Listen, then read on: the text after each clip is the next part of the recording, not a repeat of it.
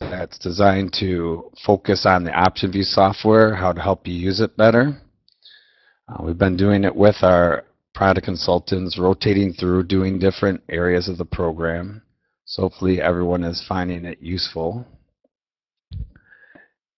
And I'll put this disclaimer up, even though this is about using the software, but these are all educational. We're not making any suggestions to invest or trade a certain thing. And of course, the standard disclaimer about options involve risk, as really does any trade. And let me just put up a little thing of me so you can kind of see what I look like. I've been here at OptionVue Systems since 1999. Hopefully my voice holds out since I'm just getting over a cold and you can hear me okay.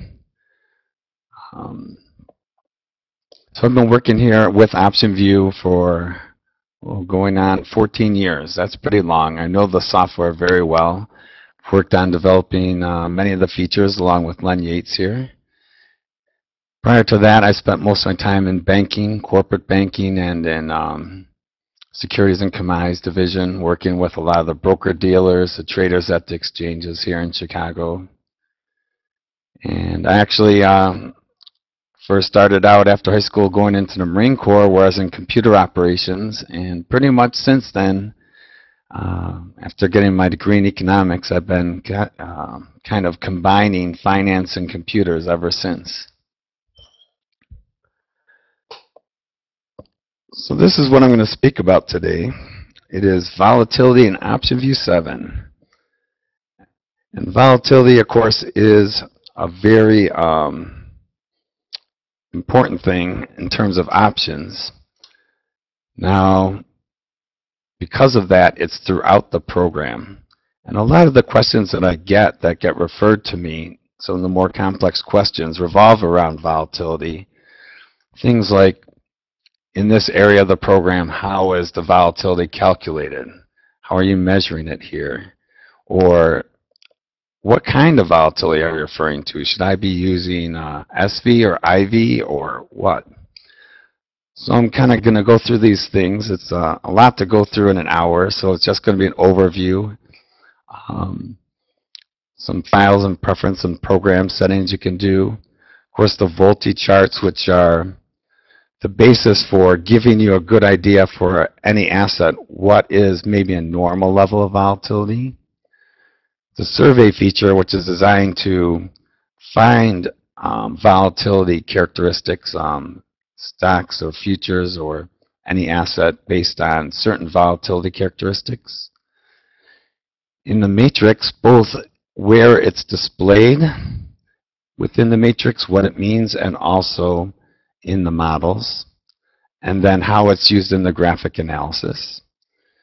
And the last one I threw on, because it does use volatility as an input, is the probability calculator. So mostly I'm going to be in OptionVue, but I made up a few slides that will be helpful, I think. And so the first thing I just want to go over is a very brief definition of volatility and the two main types of volatility. The first one up here, statistical volatility. That's actually measuring how much does the price of an asset actually move or has moved. So that is used for doing certain things throughout the program, things where it doesn't matter what the market thinks. It is simply statistically how likely is this asset to move in price. And the other one is implied volatility. Implied volatility is computed by taking the actual market price of the option and using the option price model to kind of go backwards to figure out what is the volatility that would be needed to get to that price. So there's a number of inputs that go into the option pricing model, the main ones being the price of the underlying, of course, and volatility. But in this case, what you really want to get the correct answer of what an option's worth is the future volatility. What will the future volatility be? That you don't know. And so that's where we're trying to get our best guess of what future volatility will be. And of course, the other things going into it are time, how much time's left in the option, things like interest rates and dividends. So as I mentioned in this next line, forecasting the future volatility is the key to options modeling.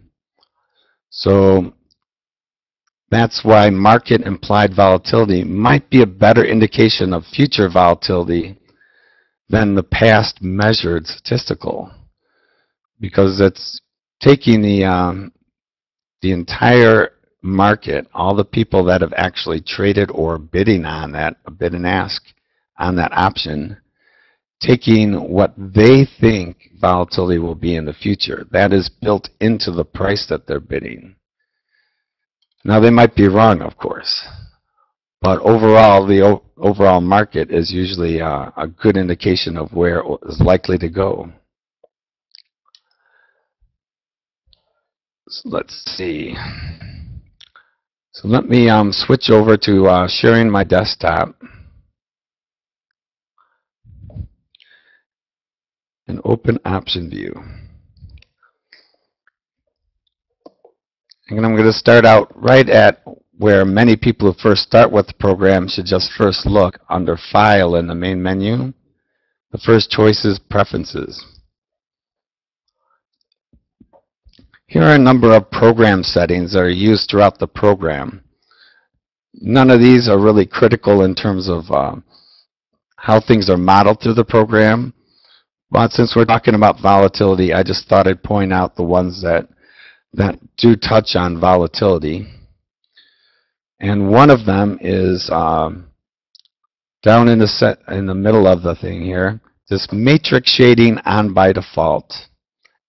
And also the next one at the top on the right, daily multi-lines on by default. Now these are settings that you can set here. The matrix shading is in the matrix itself. We'll look at that. And the daily multi-lines refer to if you always want them to be shown superimposed in a price chart. Now these can also be set directly from the matrix or the multi-chart itself. And then in, let me see, oh here, when converting a trade, automatically enter current IV as a note in your T-log. So when you hit a convert trade to put something in your transaction log, if you have this checked, it will automatically, in the notes field, put in what the current IV of that option is. And then looking at the other tabs in the colors, you can change the colors of the shading, which show 1 and 2 standard deviations in the matrix, which again we'll look at a little later. And just to give an idea, in the transaction log,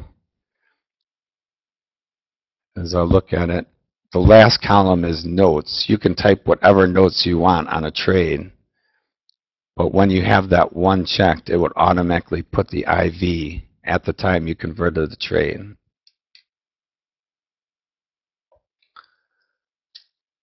So now let's go right into the multi-chart. The price chart and multi-chart actually use the same form. When you open using the multi-chart button, it actually opens into a weekly chart. So I happen to select DVY, which is the Dow Dividend Index.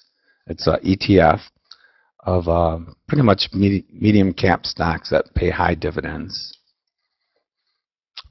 And you can kind of see the two levels of the blue line is the implied volatility, which is shown down here in the legend. The red line is statistical.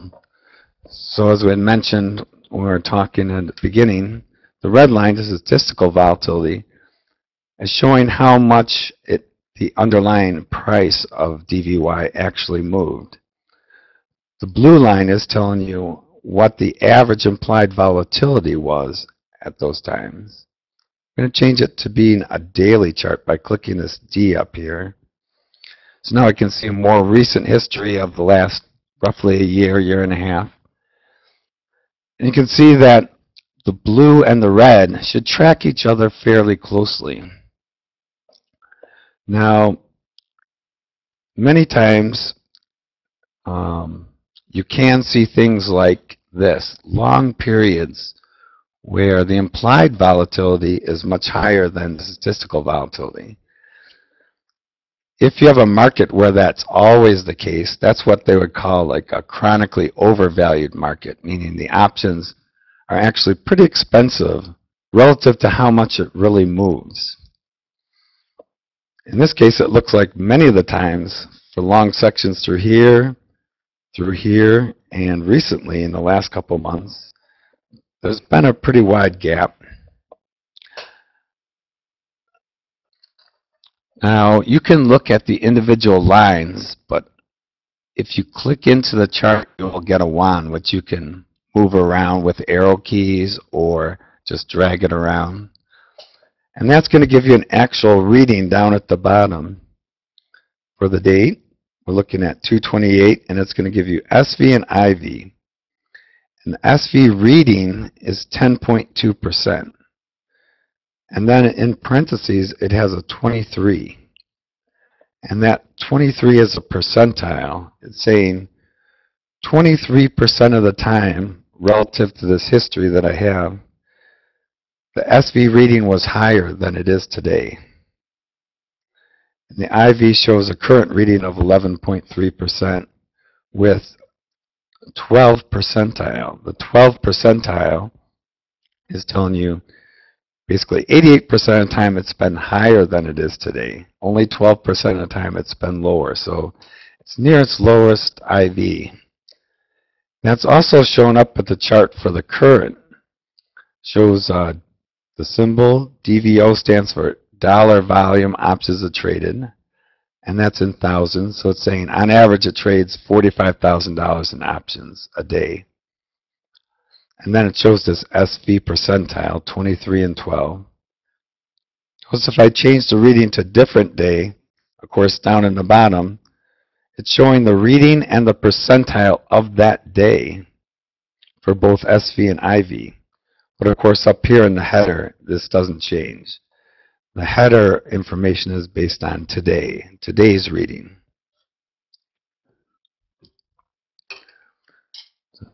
So of course, this is where you would get your idea. Where is volatility going, or what should it be? What's a more normal? So for example, if you're looking at it right now, and you could just look at a general level, and you're looking somewhere along this line about 10%. Doesn't seem to go much below 10%, the implied volatility anyway. And while it does spike up, and way back here it spiked up quite a bit, ignoring most of the spikes, you can kind of see a general level where somewhere about between 10 and 14% encompasses most of the readings. So you can just see that right when you were looking at it on a day like this, and you saw that the implied volatility was at like 16.9, you're thinking, well, that's kind of high. The options are really expensive. That's the kind of time when you want to be careful about buying them, because when volatility drops back to more normal levels, and you're long that option, whether it's a call or put, you're going to lose money. Or you could look at thinking, oh, they're very expensive now, I should try to sell some. Maybe do a call credit spread or a put credit spread. Now also, besides just eyeballing the lines, down in the bottom left there is a little V button, and that gives you a table that shows some averages over the last 3, 6, 10 weeks, 1.5 years, 3 years, 4.5 years, 6 years. So that kind of gives you a little better idea to look at too. And I can bring in the price chart, and then you can superimpose them. If I close this and actually just open the price chart, you'll see it only opens the price chart. But if I superimpose these lines on here, and I close it, I've actually changed the setting. If I go look at something else, you'll notice that it has the lines. I can browse to the previous one, like the SPY. Notice it keeps these lines on here. This goes back to where I showed you under File Preferences of having the Volti lines superimposed. And here you can change that setting just by doing it. So you need to turn these off if you don't want to see them. Now, one key thing about the volatility charts is finding potential trading opportunities by looking at maybe unusual situations in volatility. And that is exactly what the survey feature is for. So I'm going to go into the survey and just go over this a little bit. In the survey, you tell it what you're looking for, how many assets to pick. So right now I have it set for 250. Then you choose how do you pick them. And from this drop-down menu, you'll see there's a number of volatility characteristics. The first one, though, is greatest dollar volume options traded. So if you just want to pick the 250 most traded things, highest dollar volume of options traded, and then sort them based on volatility characteristics, you can do that. But you can also pick them based on just looking for simply out of, say, all assets, what has the highest implied volatility, the lowest implied volatility, highest SV, the lowest SV. And then you can look at some ratios, the highest IV-SV ratio or the lowest IV-SV ratio. So if you think about it, implied volatility, the highest IV-SV ratio means implied volatility is much higher than SV, or what would be considered the options are very expensive relative to how much it actually moves. And then the lowest IV to SV ratio, the opposite, the options are really cheap relative to how much it moves. And then the last ones are showing the highest and lowest current IV and SV percentile. So here's where you want to look for something maybe that in the lowest current IV percentile, the options are really cheap relative to what they've been in the past. Highest current IV percentile would be the options are very expensive relative to what they've been in the past. So in that way, the IV tells you something about the pricing of options. The last two don't. Highest current SV and highest current or lowest current SV is simply telling you the price has moved around a lot lately compared, of the underlying, has moved around a lot lately compared to what it's done in the past, or it's been very quiet and not moved as much as it usually does. But it tells you nothing about the options themselves. Let's just choose one. I'll choose looking for, how about the highest current IV percentile, so the options are very expensive.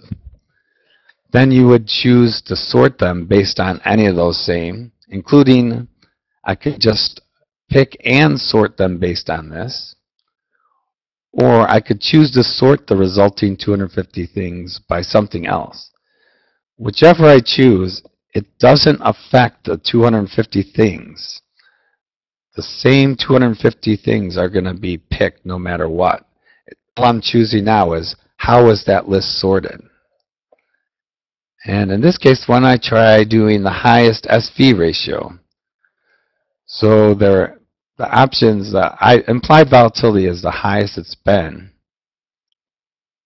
And also, it's extremely high relative to how much the underlying is actually moving. I think I'll just run it only on stocks in the US. And then over here, there's a few other things. You can choose a minimum DVO. Like, let's say I don't want to trade anything that doesn't at least trade $40,000 in options a day. This is in thousands, so I'd put 40, meaning it trades at least 40,000 a day. A minimum price, I don't really care about a minimum price of a stock, but some people might not want. I can put something in. I don't want a stock under $5. And a minimum history to use, meaning if it's relatively new, maybe it just had the IPO 3 months ago. This is in 0.2 years is the smallest that you can put. And I'll just keep it at 0.2, the lowest. So even relatively new things will come up. And then percentile uses, I'll say since I'm using highest current percentile, how about over the last 3 years? And you can choose to run it on your NetView database or local files. You almost always want to keep the default setting to NetView database. Your local files are not going to be as big, and it's really designed for people who are maybe created some asset files for foreign markets that we don't have in our database to run it on that. And you can see once I hit go, it goes out to the server and gets it. And then it comes up with the list. And here's what came up at the top. Just select it so it's highlighted. And then hit the Volti chart so I can see the Volti chart. I'll kind of restore down this window so you can kind of see the list behind it. And you can see that recently there was it's been uptrending in IV, basically up to about 100%, where it was down at 50 over here. And there's a big gap, which is how we're sorting it between IV and SV. Now, nice thing about any list in OptionVue, once you have a window open, whether it's a matrix, price chart, or Volti chart, you can use this browse button. So I can click next here, and it's going to go to the next one in the list. You'll notice the second one down is highlighted now. So again, you see this big gap between IV and SV and a big uptick.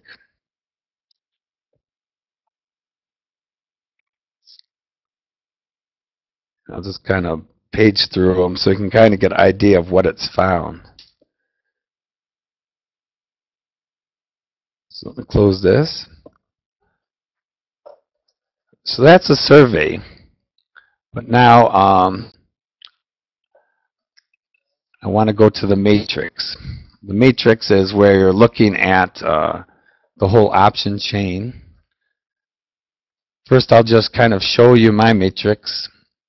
Actually, I just have this set to the default that gives you a lot of months, only 3 columns, and for those who aren't sure, this legend is either on or off, and that shows you what each column represents. So I have market price, MIV, which is midpoint implied volatility, and then trade. But you can set up the 3 different default formats using this format button, and right between legend and format are these little 1, 2, 3 buttons, and I do have other formats set up. So let me click on the 2. This is my format 2, and looking at the legend, I'm actually looking at the last, bid, ask, projected volatility, and trade. So this is kind of good just for looking at markets when you're actually interested in trading something, I think, because you can see the actual last traded price. You'll notice the R's, meaning this option hasn't traded today. So only these 2 traded in these calls in March. And then the bid and ask price. Now the projected volatility, similar to the MIV. So notice this at the money March is 10.1. Let me go back to my first one. And notice the MIV is 10.4. And you might wonder why I even show that projected volatility rather than MIV. And it's because, first of all, you'll notice that there are large number of options that have no MIV shown. So, and especially in the nearer term ones with very little time left, notice how there's no MIV on these 4 calls. And these 2, and these puts, only 2 of the puts actually have an MIV calculated. Well, MIV is only calculated in certain situations. So for example, looking at these, they're basically worthless. No one's willing to buy them, but people have are putting out bid prices, meaning you get the ask of a nickel. You can go out and buy them for a nickel. But this price is really not telling you anything useful about the option because they're all a nickel. Now let me go back to my format 2. You can see there is no bid, but here's ask 15, 15, 5, 10.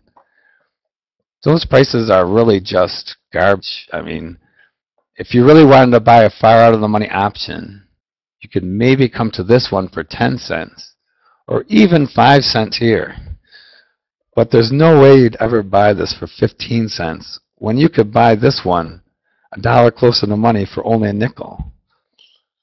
So calculating MIV for these really means nothing.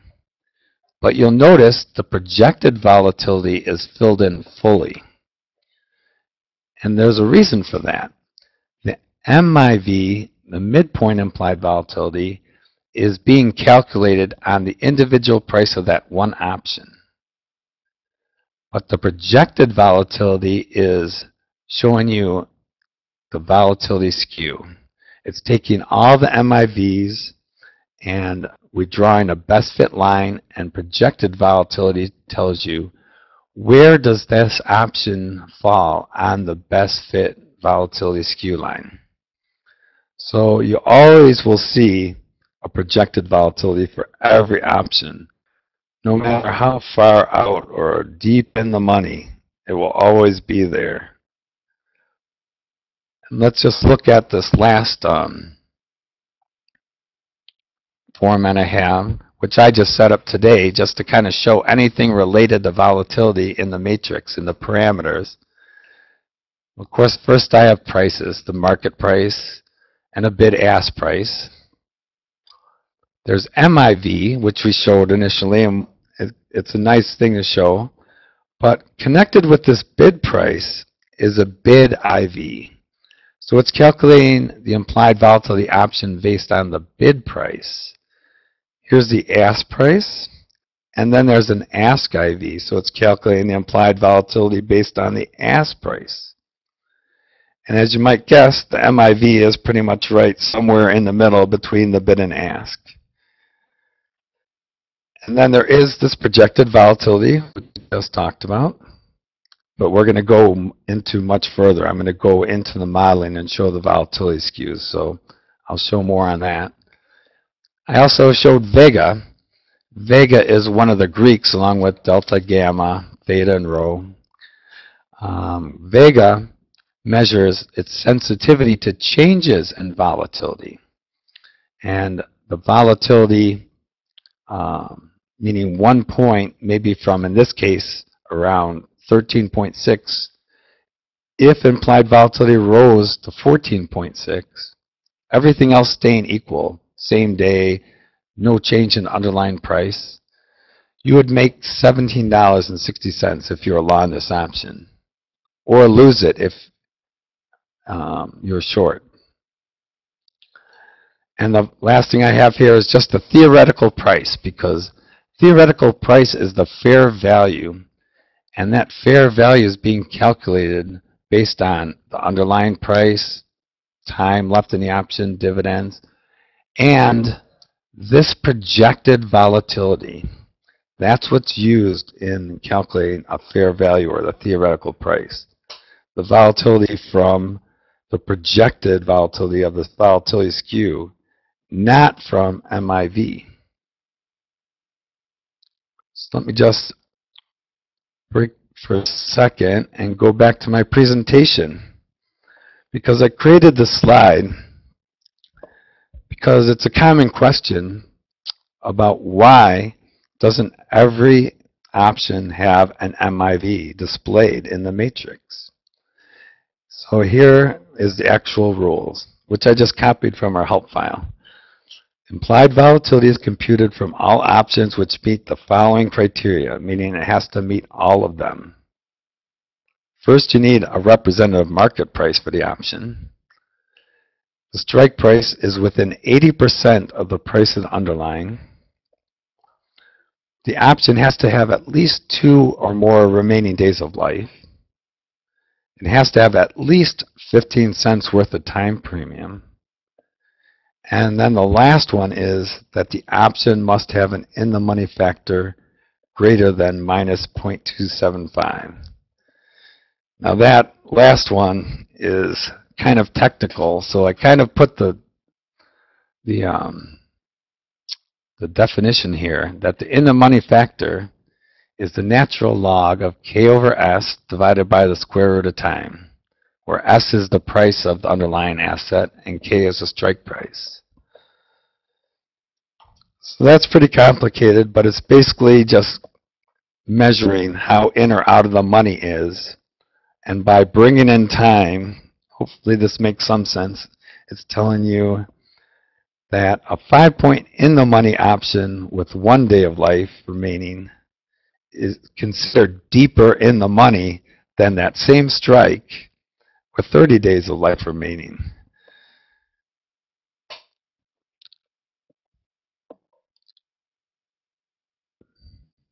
While I'm in here, I will go back and just see if I have any questions here that as I'm going through real fast. I see will survey find 250 underlines or individual options? Oh, hopefully you saw that from when I ran it. But all that shows up on the survey are a list of stocks or futures or the actual markets, not individual options.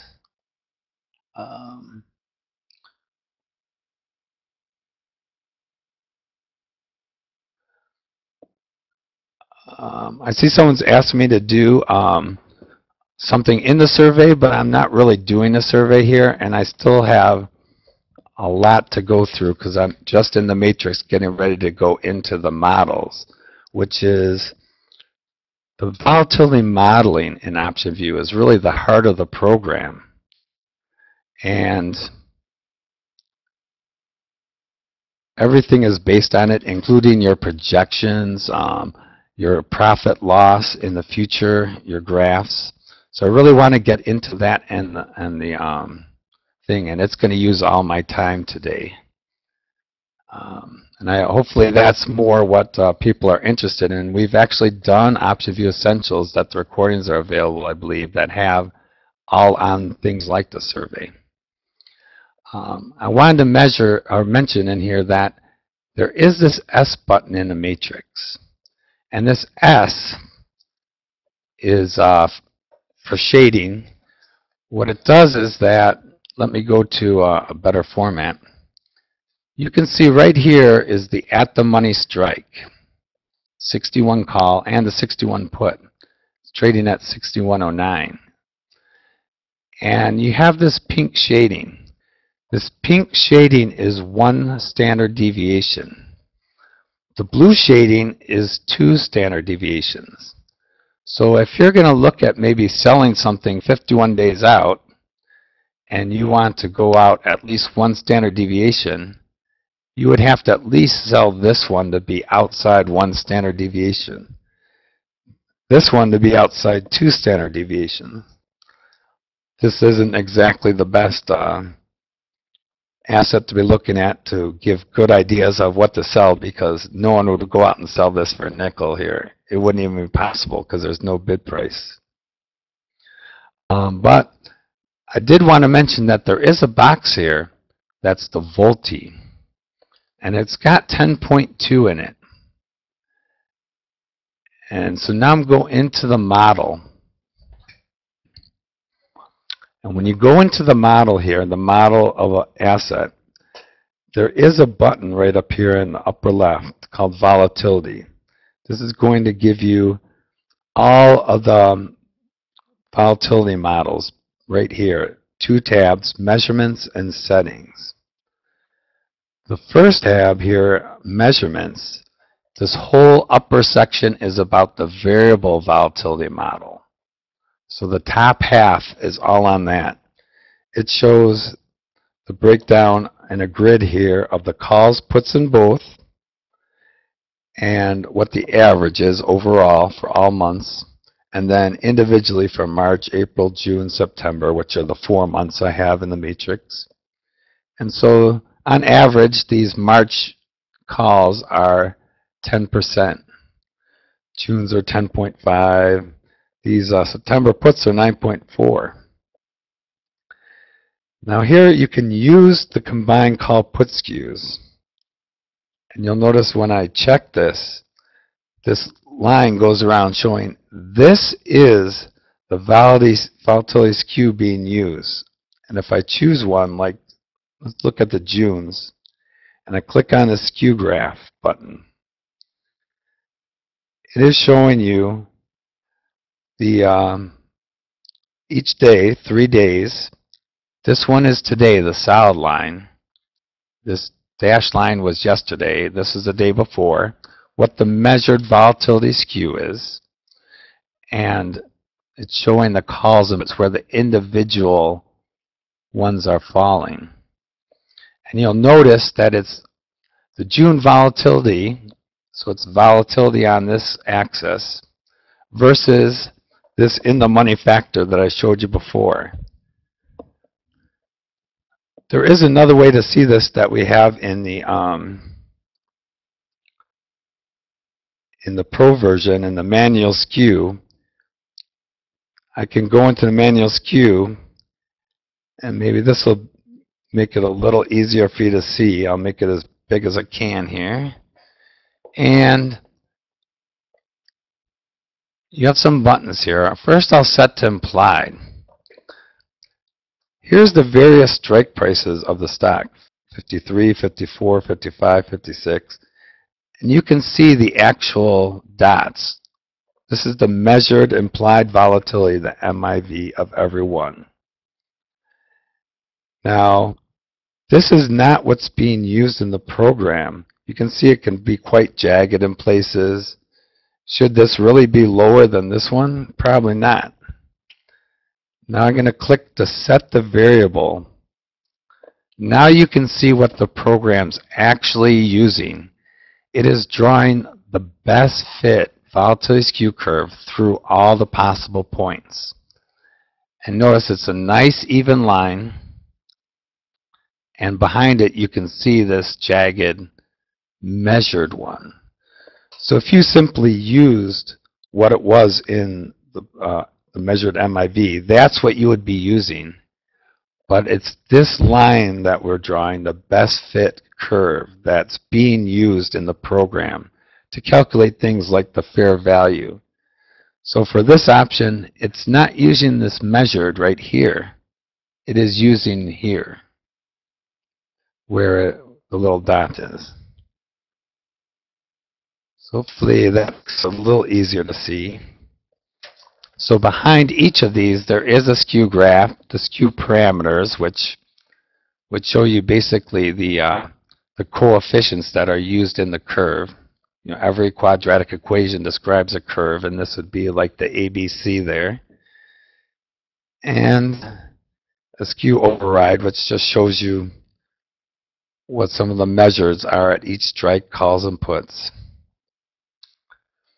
So this is the variable volatility model. That is what it defaults to using in OptionVue, as long as there's at least 3 strikes with good data and readings. There's also down here the uniform volatility models. Uniform volatility would mean every option has the same implied volatility, and that would be basically a horizontal line at whatever one you chose. In this case, the grand average IV is 11.4. You could simply use that for every option. Just say, the MIV, no matter what the option price is, the MIV is 11.4. Or you could use statistical volatility, and here the measured is 10.2. You can actually go back in and see things like the days accumulated and what it's using to calculate this average. And it's weighting it by day. And same thing on SV.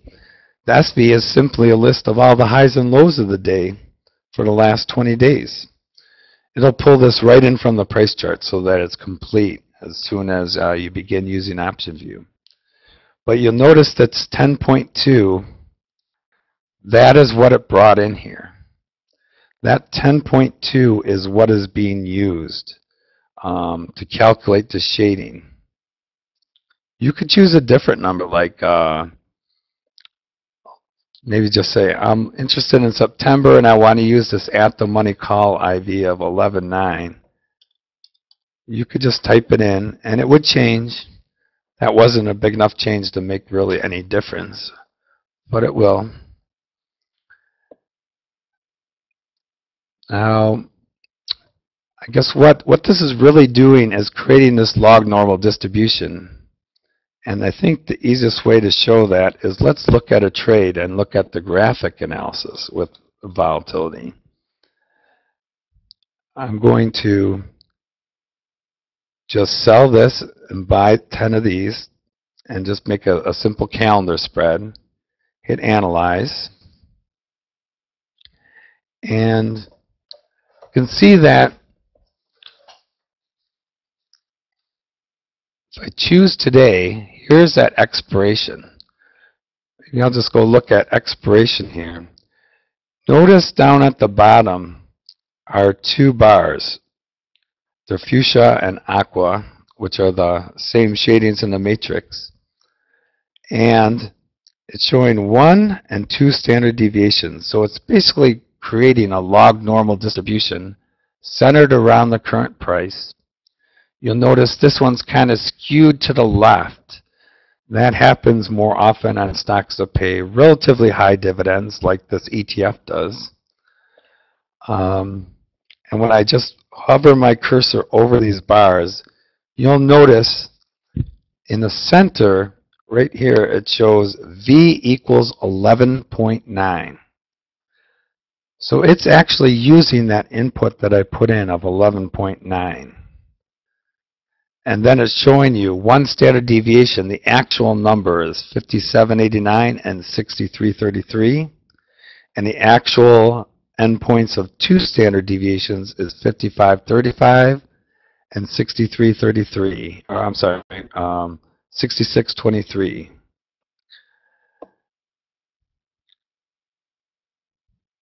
Now in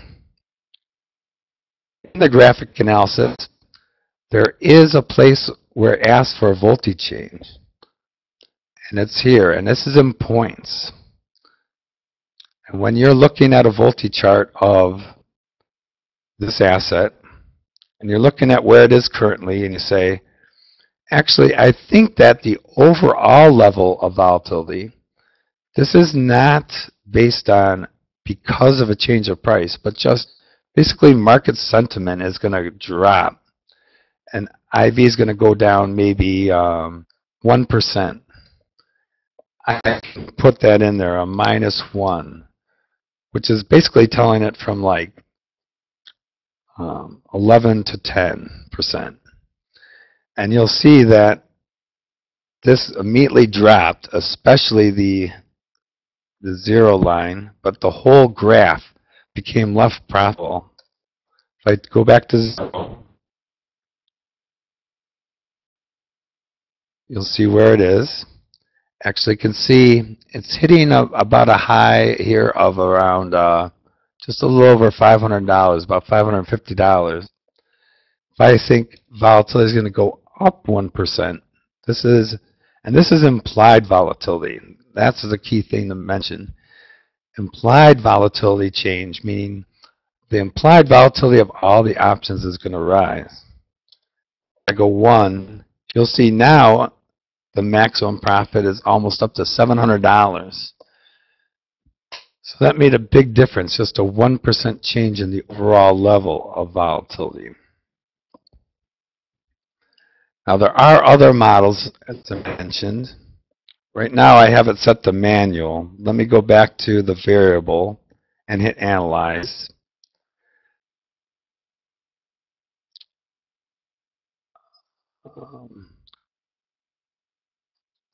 Make sure I'm doing this right.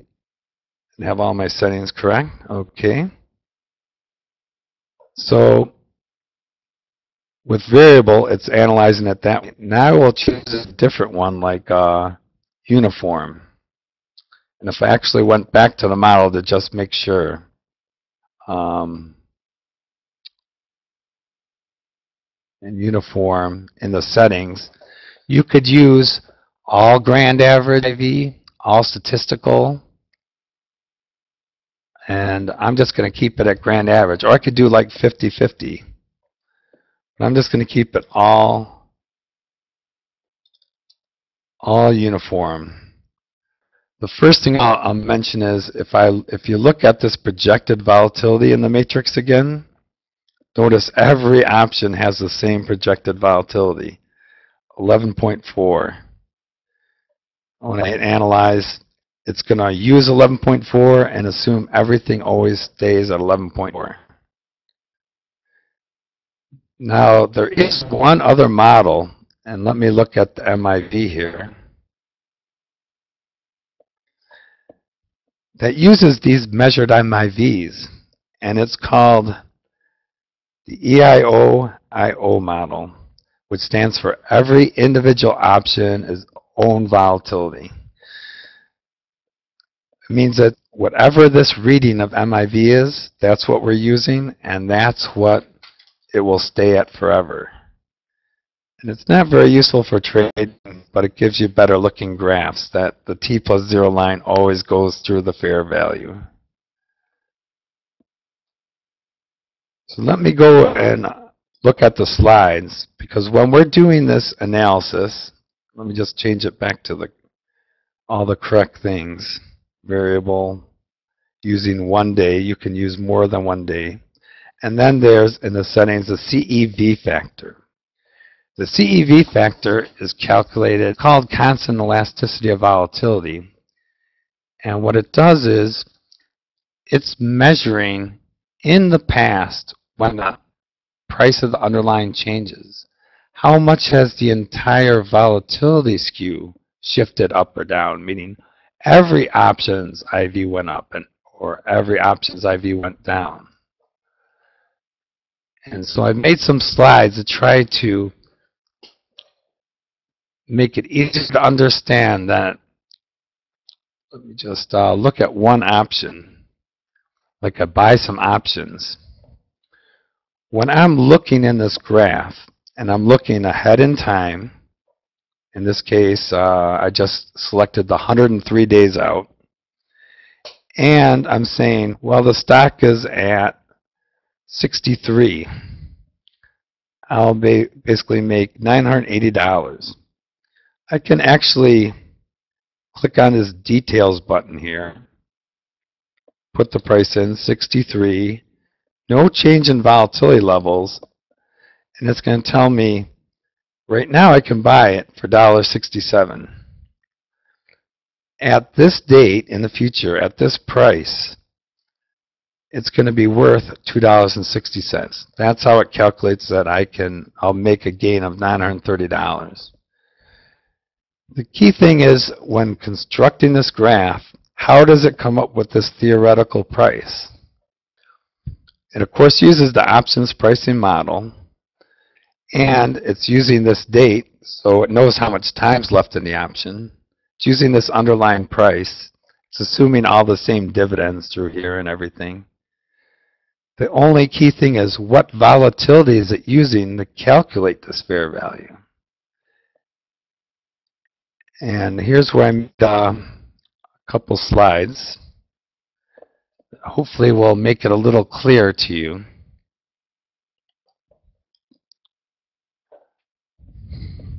So let's say just looking at a graph and the stock drops $1.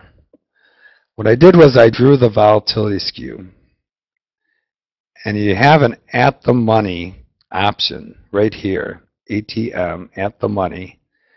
And the current MIV is 11.4%. Then the stock drops $1. So now, what should I use as the MIV to calculate the fair value after the underlying's dropped $1? keep using that 11.4? Well, what OptionVue is doing is saying this option is now $1 out of the money. And so here's one that was $1 out of the money. It was at 10.4. It's going to go along this U curve and say the implied volatility of this option dropped 1%. 1 point. So from 11.4 to 10.4. So that's what OptionVue is going to use to calculate the fair value at this new price. Not keep assuming that the volatility of the option will remain the same, because of course it won't.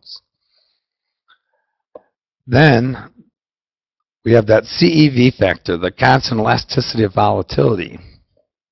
That's the entire volatility skew shift. So here's this one above is right here. The at the money is 11.4. Now, because this is kind of what do you call it? A spectacular move for only a $1 drop in the stock, but he did it just for demonstration purposes, of course. The entire curve shifts up. That's why I have all these little arrows. And so now the at the money went from 11.4 to 11.9, a 0.5% increase. So as the stock price dropped, the entire IV curve shifted up. And that's that number, the CEV factor number, that's measuring really how much of a shift is there. It's of course not as dramatic as this. I just did it, as I also put on this next slide, that this total effect of $1 drop in stock price, for demonstration purposes only, this is not to scale or a real world example, just that as the stock drops $1 and the vol skew curve shifts up, what's happening to the option that you own, it was an MIV of 11.4, went up by 0.5% because of the CEV effect, but it's now $1 out of the money, so the new MIV is actually 11.9. So hopefully that's where it will move to. Not simply along the curve, not just the curve shifted, but both. So let me go back to OptionVue here.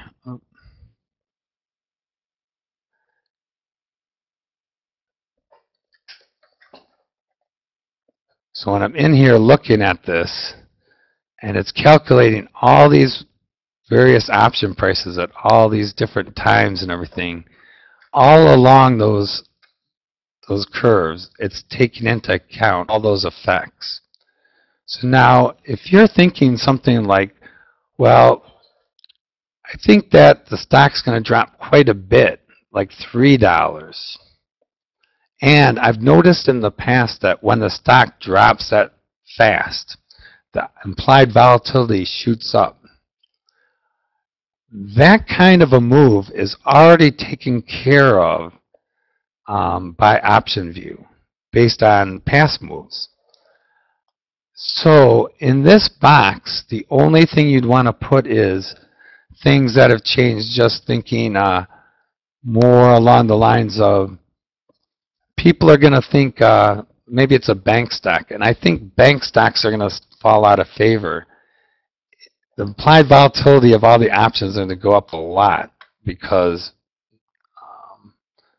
the entire sentiment of the market's going to change. So it's not representing what's happened in the past based on price moves. This is an entire sentiment shift that I'm kind of projecting here. Let's see, I know I'm getting close here, but I think I've hit most of the main ones. One last thing I will look at is in this graphic analysis, I just want to point out that you can step through the volatilities. And in that case, I think I'm going to just go back to using a calendar spread.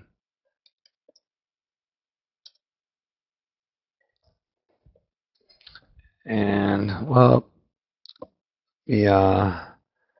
zoom in. And over up here is It says step-through dates is the default at all times. So each line represents a different day and time. 6 days from now, or 8 days from now, 16 days from now. But you can also step through volatilities. And when you choose that, then this volatility change box becomes volatility change per step. And I'm going to put in 0.5%. Go up to 5 lines. And you have to choose a specific projected date. Let's say I want to know a week from today, 7 days from today, March 7th, if volatility moves up. Right here, this solid line, looking at the legend, it says V plus 0. So that's with no change in volatility. In 7 days, if volatility doesn't change, that's what the profit loss of this trade will look like. But if volatility goes up 0.5%, 1%, 1.5%, 2%, so you can see, even with the price ending up the same, or around 61, I'd make $260 versus $60, a big difference on a $690 trade. Now I can also do the opposite. What if it goes down 0.5% a step? Here's how my trade looks like now, but if implied volatility drops 0.5%, 1%, 1.5%, 2%, you can see I can't win. The best I can do is lose like 150 bucks or 140 bucks. That's the best I can do. So you can see how important the implied volatility can be to a trade, especially something like a calendar spread like this. And I promised that I would also look at the probability calculator, but I'm only going to glance at it because in the probability calculator, it'll calculate the distributions, the 1, 2, 3 standard deviations, and you can put whatever you want in here, but if you have a stock open, or any asset open, of course, and you open a probability calculator, it'll automatically put in this current price and the future statistical volatility. And you'll notice it has that same 10.2 we saw, which is in the shading. That's pulling from that uniform model, the statistical volatility. And now I can go so many days ahead, 7 days ahead. So that's where this input comes from. And it's really designed to create a bell curve, and here's the bell curve. It's showing the readouts from it. 1, 2, and 3 standard deviations down, 1, 2, and 3 standard deviations up. And so again, in this model, in the matrix, volatility, it's pulling this statistical volatility.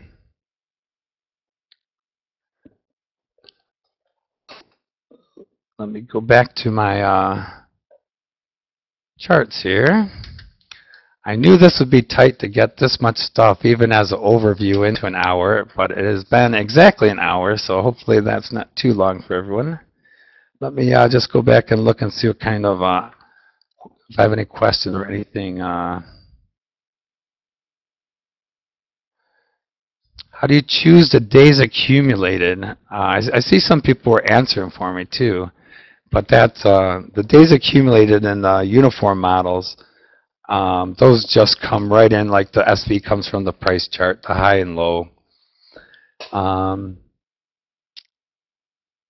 Can you get an accurate graph presentation when you mix weeklies and monthlies with large IV differences? For Lewis Tomsic. And the answer is yes, it will be accurate. What happens, though, that's assuming the graph is accurate, assuming that differential remains in place. So I think your question is really, can you project a big change in just one of the months and not the other month? Assuming, meaning you're assuming that they're going to go back together. OptionVue is going to assume that the differentials between the months will persist. There are, of course, ways, especially Steve Lentz talks about a lot in his market huddles, where he's talking about his earning calendars and things. If you haven't been on any of his market huddles, just give your product rep a call, and he'll set you up to at least see it.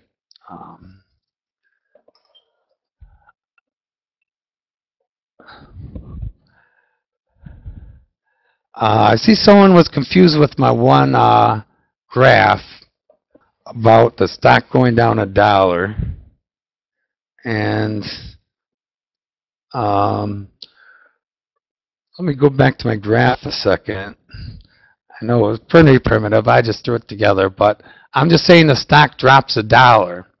The reason this looks like it's maybe going up, it's that this is the vol skew curve.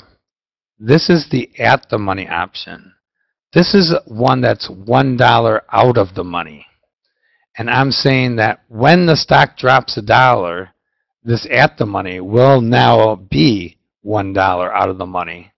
So that's why this MIV will change to being the same as the $1 out of the money is now. Hope that makes sense. And someone just asked me what's the most accurate volatility model, and definitely our default, the variable volatility model, is the most accurate. When as long as there's enough data too, which is the majority of stocks and ETFs, I would also suggest there's plenty of data. You don't even need to combine the call and put skews. I would make that your default of not combining them. And so many of the electronic markets now, there's plenty of bid and ask, even if it's not trading, that it allows you to change to using an average of 1, 2, or 3 days. But 1 day works for almost all stocks nowadays. Uniform would always be the worst, of course. It would just never be right. It would not model real world.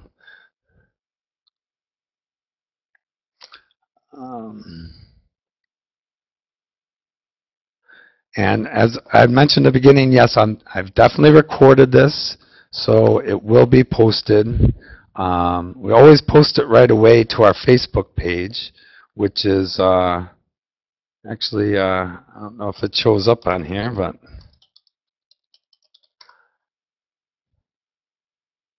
our OptionVue Systems page. I might need to make sure I'm sharing my desktop. And then it's just Facebook OptionVue Systems. You don't even have to be a Facebook member to come in and look at it. And we post everything out here. Like here's a recent blog entry from Steve Papelli on the basics, the row Greek. Posted, actually I talked about the Traders Market Huddle that Steve does every week, where he does a lot of modeling of calendar spreads and how to do that in earnings plays. I actually have the recording from this week's out here, so you could go see the recording from it. And just looking through other recordings, like here's last week's OptionVue recording. Here's risk reversals that Steve Papelli did, which is about synthetics and things. So we put a lot out on this Facebook page. Let me go back to my presentation. Yeah, and at James OptionVue, James usually puts it out on YouTube also. I see.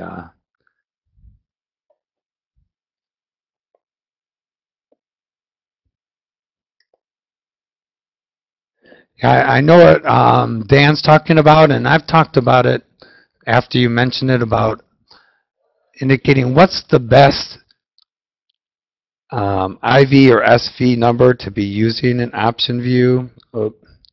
If I go back to looking at OptionVue, where, for example, I had talked about here in the matrix with the shading, that automatically brings an SV.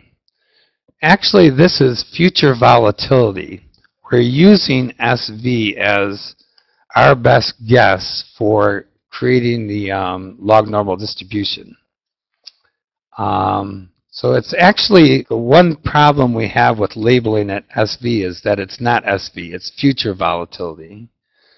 And also in the graphic analysis, I don't have a trade in here anymore, but when I analyze in here, this volatility change, again, that's future volatility, not really implied volatility, even though you could call it you're projecting a future change in implied volatility. So we've talked about it, but I don't think we've come to a resolution on that one yet. Okay, now I've gone over quite a bit answering these questions. So if you have any questions, as I showed on the presentation, you can always email me, Jim@OptionVue. I'm always around. I see. Oh no, it's so. John asked if it's future vol. Why do you label it SV? We don't label it SV. It's simply labeled VOLT. Someone's asked that we put SV in there, but it's just simply labeled VOLT. But we bring in SV as our best guess for that. All right, well, thank you all for attending. I hope y'all learned something, and we will post this. So have a good day. Bye-bye.